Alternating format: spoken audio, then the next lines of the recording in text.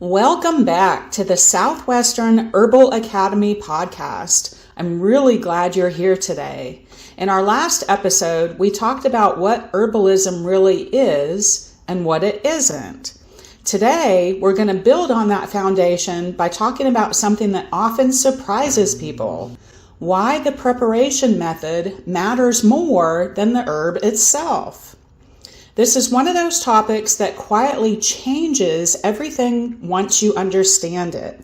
Because when people say, I tried that herb and it didn't work, very often the herb wasn't the problem at all. The preparation was. One of the most common misunderstandings in herbalism is the idea that if I take the right herb, it should work. But herbalism just isn't just about what plant you use. It's about how it's prepared, which parts are extracted, how the body receives it, and whether that preparation actually matches the need.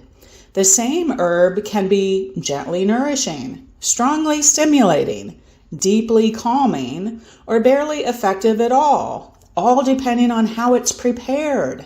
This is why traditional herbalists didn't just talk about plants, they talked about methods. Plants are chemically complex. A single herb can contain volatile oils, water-soluble compounds, alcohol-soluble compounds, minerals, bitters, tannins, mucilage, and more. No single preparation extracts everything. So when you change the preparation method, you change what compounds are present, how strong they are, how quickly they act, and how long their effects last. In other words, you can completely change the character of an herb simply by changing how you prepare it. Let's start with the most familiar preparation, tea. Herbal teas are wonderful, but they're often misunderstood. Tea extracts water-soluble compounds, minerals, and gentle aromatics to a degree.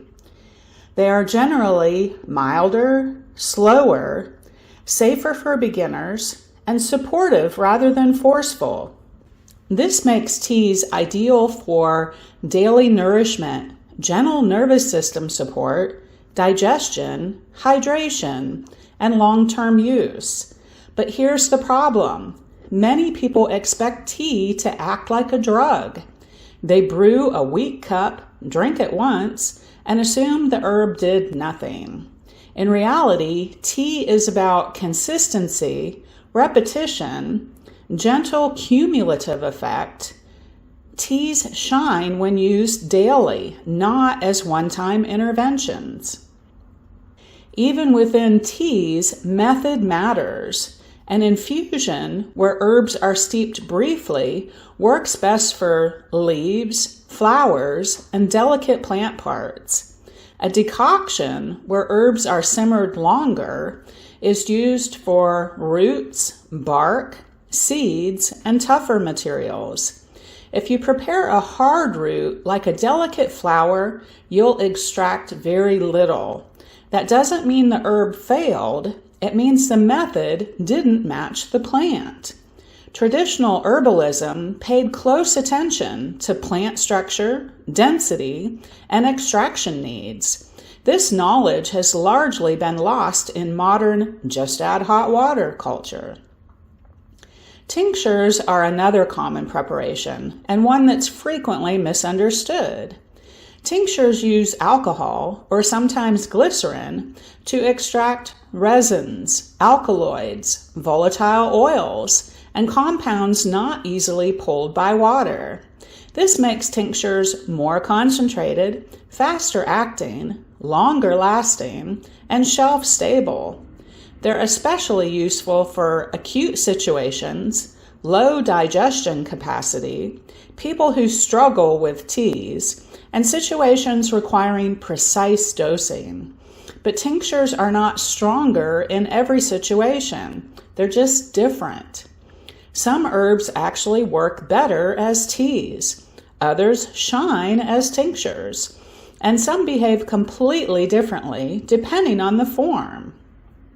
Capsules and powders are popular because they're easy, but they come with trade-offs. Powders rely heavily on digestion, act more slowly, may not extract certain compounds well, and can irritate sensitive systems.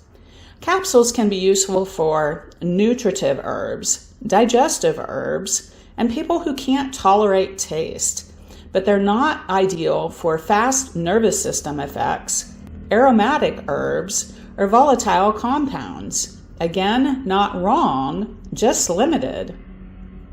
Not all herbal medicine is taken internally. Oils, salves, and poultices work through the skin, not the digestive system. These preparations are excellent for muscle tension, joint discomfort, skin issues, inflammation, and wound support. Trying to ingest an herb meant for topical use or expecting internal forms to do topical work often leads to disappointment. Matching the preparation to the route of action matters. When someone says, "I tried that herb and it didn't work," the real question is, how was it prepared? How long was it used? Was the dose appropriate? Did the method match the goal? In many cases, the herb was correct, but the preparation wasn't. This is why herbalism is a skill, not just a shopping list. Another layer, often overlooked, is intention. Preparation method reflects what you're asking the herb to do. Tea says, "Support me gently." Tincture says, "Act more quickly and directly." Infusion says, "Nourish me." Decoction says, "Build strength over time." Salve says, "Work locally and physically." This isn't mystical, it's practical. Your preparation choice should always answer the question, what kind of support does my body need right now? This is why in real herbal education, we often start with preparation methods, safety, dosage, and observation before memorizing dozens of herbs.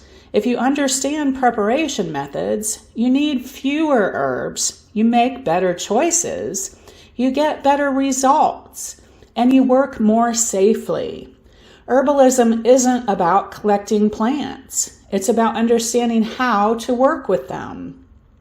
Many people assume that complex formulas or rare herbs are better, but often a simple tea, prepared correctly, taken consistently, with the right intention, outperforms complicated blends. Traditional herbalism favored local plants, simple preparations, steady use, and there's wisdom in that simplicity. As you continue learning herbalism, I encourage you to shift your question from "what herb should I take?" to "what form does my body need right now?" This single shift prevents frustration, builds confidence, deepens understanding, and leads to better outcomes. If you take one thing from this podcast today, let it be this: herbs don't work in isolation. They work through preparation, relationship, and consistency. When you honor the preparation, you honor the plant, and your body receives the medicine more fully.